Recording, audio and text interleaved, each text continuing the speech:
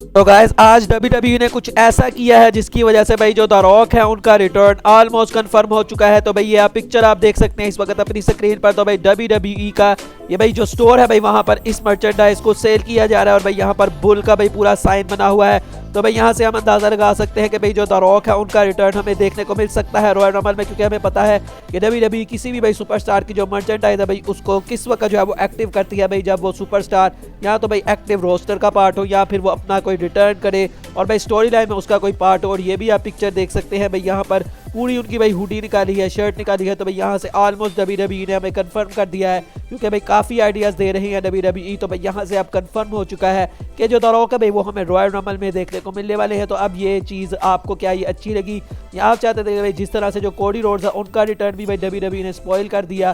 तो अब ये जो भाई ये मतलब का रिटर्न है ये भी ऑलमोस्ट जो है वो WWE स्पॉइल कर चुकी है। तो बहरहाल भाई ये कैसा आपको लगा आप इसके बारे में मुझे बता सकते हैं। अगली स्टोरी की तरफ बढ़ते हैं और भाई बात करते हैं सैमी ज़ेन के बारे में। तो भाई सैमी ज़ेन बनेंगे WWE चैंपियन। तो अब दोस्तों यहाँ पर उनसे इसके बारे में पूछा जाता है तो यहाँ पर उन्होंने कहा कि भाई जब आप इस तरह के सर्कल में रहते हो कि भाई जब जो चैंपियन है वो तुम्हारे इर्द गिर्द होता है तो भाई तुम्हें भी जो है वो काफ़ी ज़्यादा जो है वो ख्वाहिश होती है। और वो यहाँ पर कहते हैं कि अगर भाई WWE चैंपियनशिप मैं जीत जाता हूँ तो वो cherry on top of everything else, इस तरह का उन्होंने कहा कि भाई वही चीज़ होगी। और उसके अलावा उन्होंने कहा कि अगर भाई ये चीज़ हो जाती है तो ये बहुत ज़्यादा औसम होगा, और अगर भाई ये चीज़ नहीं भी होती फिर भी औसम होगा। लेकिन भाई ये एक चीज़ गौर करने वाली है कि उन्होंने यहाँ पर ये भी कहा कि अगर ये होता है तो भाई काफ़ी औसम है। तो इसका मतलब है भाई वो दिलो दिल में भाई चाहते तो ज़रूर है कि उनको भी भाई चैंपियन बनने का जो है वो मौका मिले, क्योंकि भाई उन्होंने अपने करियर में कभी भी जो है वो कोई भी मेन चैंपियनशिप नहीं जीती। तो भाई सैमी ज़ेन की जो इंटेंशंस है वो काफ़ी ज़्यादा क्लियर है। और मैं भी दोस्तों जो रॉयल रंबल है वो नज़दीक है और रॉयल रंबल के बाद सैमी ज़ेन भाई नेक्स्ट कंटेंडर भी होने वाले हैं जो कि रिपोर्ट्स के मुताबिक है। तो भाई यहाँ से शायद सैमी ज़ेन ने इस चीज़ को टीज भी कर दिया है कि भाई मैं ही नेक्स्ट जो है वो चैलेंजर हूँगा और मैं बनूंगा नेक्स्ट WWE चैंपियन। उन्होंने यहाँ सिर्फ WWE चैंपियनशिप का कहा है, यूनिवर्सल चैंपियनशिप का नहीं कहा। तो जो कि दोस्तों हम सुन भी रहे हैं कि रॉयल रंबल के बाद जो चैंपियनशिप्स है उनको स्प्लिट कर दिया जाएगा। तो शायद दोस्तों जो मतलब WWE चैंपियनशिप का मैच है वो मिलेगा मतलब सैमी ज़ेन को। तो भाई देखते हैं कि बहरहाल क्या होता है। अगली स्टोरी की तरफ बढ़ते हैं। तो भाई रॉयल रंबल में काफ़ी ज़्यादा रिटर्न्स हैं जो कि टीज किए जा रहे हैं। तो भाई अब एक पूरी जो कपल है भाई वो अपना रिटर्न करेगा रॉयल रंबल मैच में। तो भाई रिपोर्ट्स के रूमर्स के मुताबिक अगर हम बात करें तो भाई एज और बेथ फिनिक्स दोनों ही अपना रिटर्न करेंगे एट रॉयल रंबल 2023। तो मतलब भाई मुझे लगता है भाई ये जजमेंट डे के साथ पूरी स्टोरी लाइन है वो इसी तरह से कंटिन्यू होगी। और भाई हम रूमर सुन भी रहे हैं कि एलिमिनेशन चैम्बर में इनका मैच होगा। मे भी दोस्तों हमें एक मिक्स टैग टीम मैच भी ये देखने को मिल सकता है। तो भाई उसकी जो शुरुआत है वो हमें रॉयल रंबल से देखने को मिल सकती है, जब ये अपने रिस्पेक्टिव जो है भाई मतलब के रॉयल रंबल मैचेस है उसके अंदर जो है वो लड़ेंगे। और कल मैंने शायद कहा था कि भाई जो रेयर रिप्ले है वो मुझे लग रहा है रॉयल रंबल जीतेंगी। तो भाई शायद वो यहाँ पर ना भी जीते। एक तो ये भी वजह है कि भाई बेथ फिनिक्स इसमें आए और वो उनको एलिमिनेट कर दें मैच से। और उसके अलावा भाई एक और भी रीजन है, उसके बारे में हम इसी वीडियो के एंड पर बात करेंगे। अगली स्टोरी की तरफ बढ़ते हैं। तो दोस्तों गुंथर हमारे रिसेंटली बैटल ग्राउंड पॉडकास्ट में आए थे और भाई यहाँ पर उनसे पूछा जाता है 1-on-1 जाने के अगेंस्ट द बीस्ट इनकार्नेट के 2023 की रेसलमेनिया में। तो भाई यहाँ पर उन्होंने कहा कि भाई मैं इस चीज़ के लिए बहुत ज़्यादा ओपन हूँ, क्योंकि भाई इससे मुझे अपॉर्चुनिटी मिलेगी कि भाई मैं अपने आप को प्रूव कर सकूँ और जो मेरा नैरेटिव है कि भाई मैं रिंग जनरल हूँ तो ये मेरे लिए काफ़ी ज़्यादा एक चीज़ अच्छी है। और उन्होंने यहाँ पर ये भी कहा कि जब मैं भाई छोटा था और भाई मैं रेसलिंग देखता तो भाई ब्रॉक लेसनर के मैचेस में काफ़ी ज़्यादा शौक से देखता था, क्योंकि भाई वो हमेशा ही काफ़ी ज़्यादा जो है वो अच्छे मैचेस होते थे। तो उसके जैसा भाई कोई भी नहीं है और उसका जो करैक्टर है वो भी मुझे काफ़ी ज़्यादा पसंद है। तो अगर भाई ये मुझे मैच मिलता है तो मेरे लिए काफ़ी एक ऑनर की बात है। तो भाई गुंथर ने तो अपना इंटरेस्ट दिखाया है और अगर ब्रॉक लेसनर भी भाई यहाँ पर अपना इंटरेस्ट दिखा देते हैं तो भाई मुझे नहीं लगता कि इस मैच को होने से कोई जो है वो किसी को भी कोई प्रॉब्लम होने वाली है। अगली स्टोरी की तरफ बढ़ते हैं। तो भाई फिन बैलर ने जो एज को बेट्रे किया था 2022 की मंडे नाइट रॉ में जून के मंथ में। तो दोस्तों इसके बारे में भी इसमें मतलब जो हमारे फिन बैलर है भाई उन्होंने जो बैक स्टेज पे भाई सारी स्टोरी हुई थी वो यहाँ पर रिवील की। उन्होंने कहा कि भाई 8 बजे मंडे नाइट रॉ का शो होने वाला था और भाई 7:55 पर हम जो है वो सब खड़े हुए थे। और भाई मैं यहाँ पर विंस मैकमैन के ऑफिस में जाता हूँ और मैं उससे पूछता हूँ कि भाई क्या आपके पास कोई 1 मिनट है कि भाई मैं आपसे बात करना चाहता हूँ। तो विंस यहाँ पर भाई अपने पेपर में काम कर रहे थे और वो कहते हैं कि क्या ये भाई आज के बारे में है, तुम ऐसा कोई आज के बारे में कुछ बात करने वाले हो। तो उन्होंने यहाँ पर मतलब फिन बैलर ने खुद कहा कि हाँ भाई मैंने उसको कहा कि हाँ भाई ये एक हील टर्न के बारे में मैं जो है वो बात करने आया हूँ। और वो यहाँ पर उनको कहते हैं कि ठीक है भाई तुम आ जाओ। और फिर फिन बैलर यहाँ पर जो विंस मैकमैन है भाई उनसे पूछते हैं कि भाई मैं किस तरह से जो एज है उसके ऊपर टर्न करूँ, क्या मैं भाई अपने म्यूजिक के साथ जाऊँ फिन बैलर के, या मैं वैसे ही चला जाऊँ, तो किस तरह से भाई जाके मैं उसके ऊपर हील टर्न करूँ। और यहाँ पर विंस मैकमैन ने उनको कहा कि भाई तुम एज फिन बैलर ही जाओ और वहाँ जाकर जो तुमने काम करना है वो करो।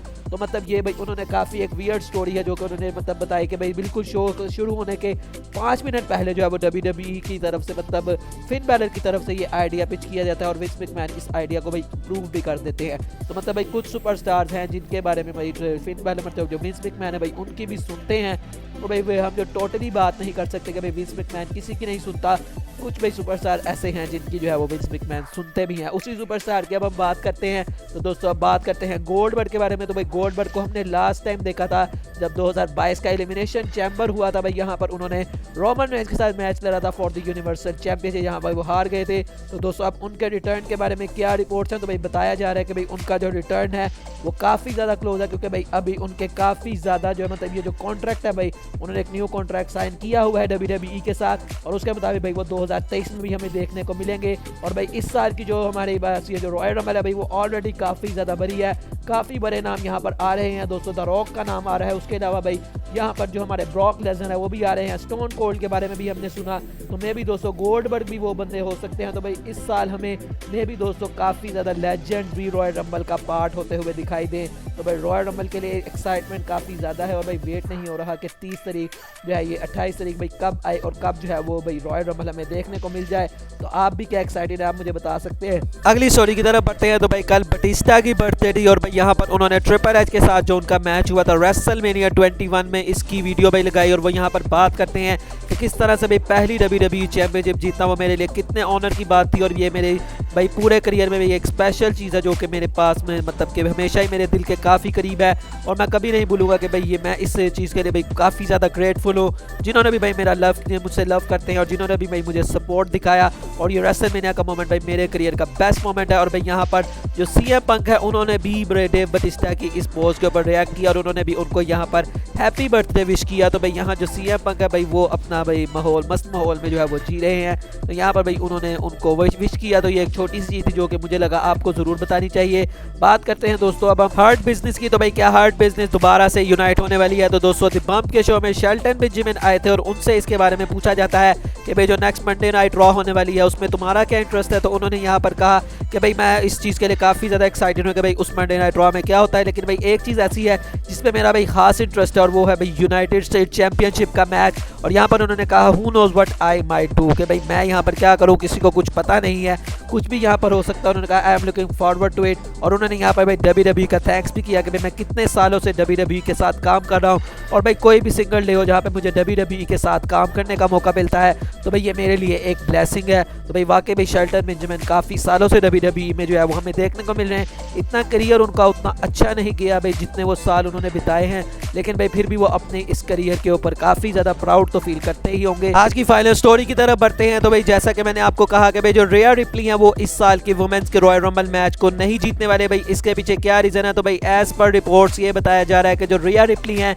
मे भी दोस्तों वो मेंस के रॉयल रंबल मैच में एंटर कर सकती हैं। तो दोस्तों यहाँ से ये चीज़ की जा सकती है कि भाई जो बेथ फिनिक्स है वो वुमेन को रॉयल रंबल में आए और भाई वहाँ पर वो रिया रिप्ली को एलिमिनेट करें और उसके बाद भाई जो रिया रिप्ली है वो अपना बदला लेने के लिए भाई मैन रॉयल रंबल मैच में जो है वो कम्पीट कर सकती हैं। और ये तभी होगा जब भाई वो रॉयल रंबल मैच को जीते ना, क्योंकि भाई अगर तो वो जीत जाती हैं तो फिर वो मैन रॉयल रंबल में क्या करने आएंगी। लेकिन भाई यहाँ से बेथ जो हमारे रिया रिप्ली हैं भाई वो जिस तरह से उनको बुक किया जा रहा है और भाई वो किसी भी बंदे के आगे भाई आ जाती हैं सीना तान के, तो भाई यहाँ से काफ़ी ज़्यादा स्पेकुलेशन है कि भाई वो हमें रॉयल रंबल जो मैन का होने वाला है यहाँ पर दिखाई दे और भाई वो किस तरह से उनके फिर बीटिंग होगी और कौन भाई उनको एलिमिनेट करेगा। मैं भी सोलो सिकोवा, क्योंकि अभी उनकी भाई स्टोरी लाइन भी दिखाई और कल उन्होंने भाई इंस्टाग्राम पे भी जो किया वो मैंने आपको बताया। तो यहाँ से भाई ये चीज़ है जो कि रिया रिप्ली के बारे में है, तो भाई ये काफ़ी इंटरेस्टिंग है। बाकी दोस्तों आज की वीडियो यही तक थी। अगर आपको अच्छी लगी हो तो लाइक कीजिएगा, चैनल को सब्सक्राइब कीजिएगा। मिलेंगे नेक्स्ट वीडियो में, तब तक के लिए अल्लाह हाफिज़।